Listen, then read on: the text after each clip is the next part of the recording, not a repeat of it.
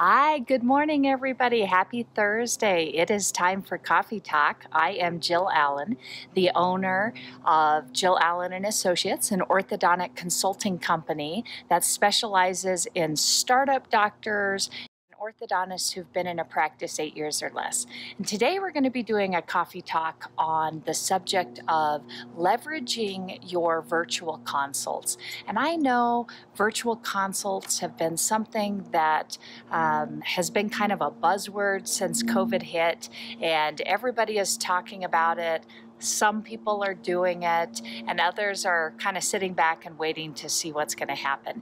And I thought, this was a really good topic for our coffee talk this week. I was actually talking to one of my clients, Dr. James Donaghy, out in Alabama, and we were talking about how can we manage the summer rush and just kind of the craziness of how our schedules feel and what we are doing, and just trying to manage just the requirements of what we need to do for COVID.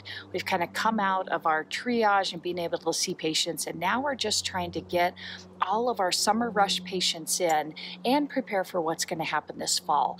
And we were, kind of just talking and brainstorming through, what's the best way to use the technology that we have in the office, or the technology that we have begun to embrace in our office. And the topic of virtual consults came up, and I thought, this will be great. Let's talk about that on Coffee Talk.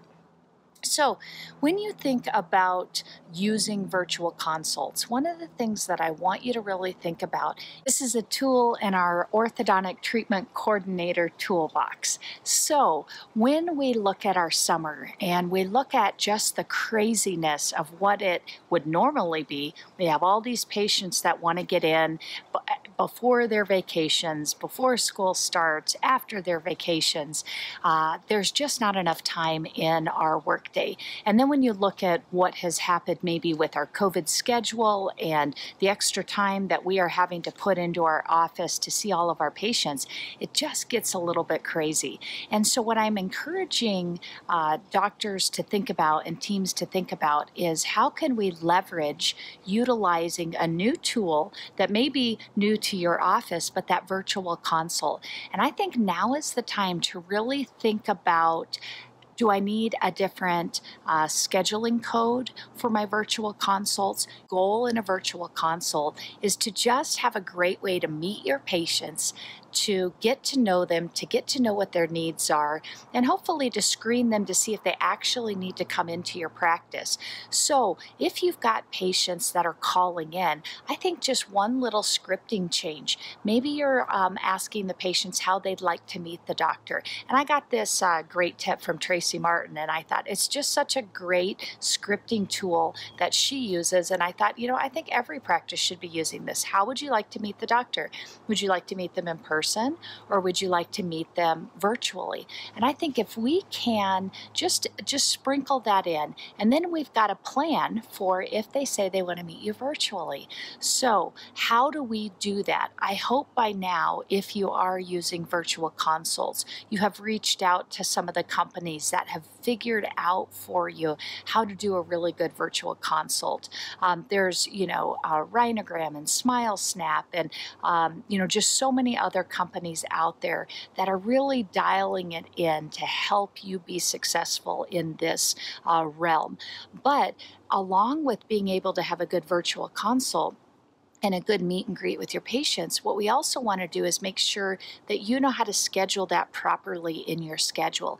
And doctors, what I want you to think about is, there's only so much time in your physical day to see the patients that are in front of you.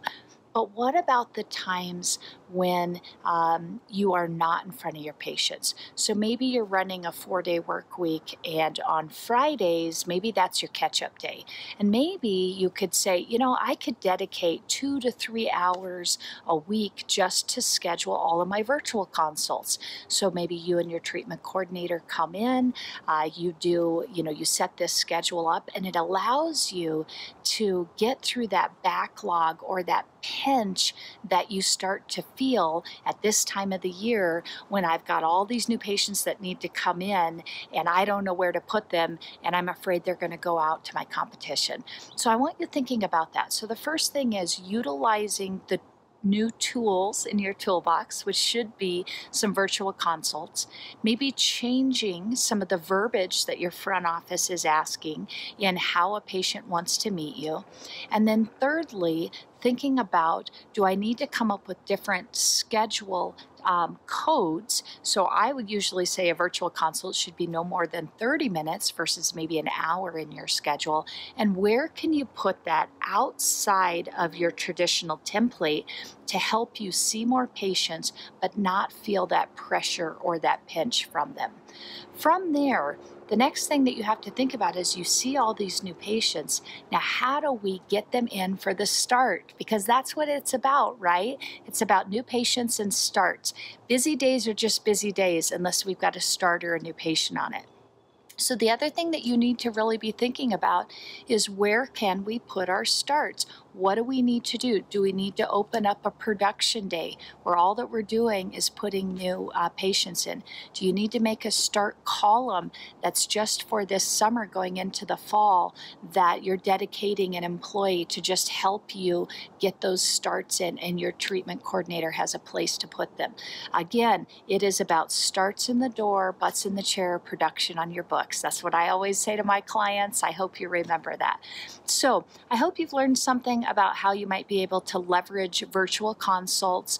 And the last thing I just want to bring up is they're not going away. We don't know what COVID has in store for us this fall, but I think if you are an office that has been sitting back and waiting to see what's going to happen and waiting to see if this is a technology you want to put into your practice, I would highly encourage you to start really looking into this because there are a lot of benefits beyond seeing new patients. It allows you to get all of your non-productive retainer checks out of the office. You can see all your retainer checks in a virtual realm. You can see all of your observation patients. Again, imagine taking a whole observation column out of your schedule, putting it virtually, and now opening up even more room for in-person consults. So think outside the box, look into leveraging and using virtual consults, and just enjoy the ride. It's stressful, it's hard, but this is a fun industry, and we are there to make people smile. So again, thank you for joining me today on Coffee Talk. It's been fun. Next week, we're going to be talking about the importance of your Google business page. And this came in from the internet. Somebody had asked a question about that. And just, how important is it to really have the reviews and to really have an updated business page? And so I thought, we're going to dive into that a little bit because now more than ever, where are patients finding you? They're finding you on the internet, and you want to have up-to-date social media. So we're going to be diving into that next week. Again, thank you so much. Jill Allen here from Jill Allen and Associates. And don't forget, we do a la carte, we do all-inclusive. We are here to help you. Have a great day.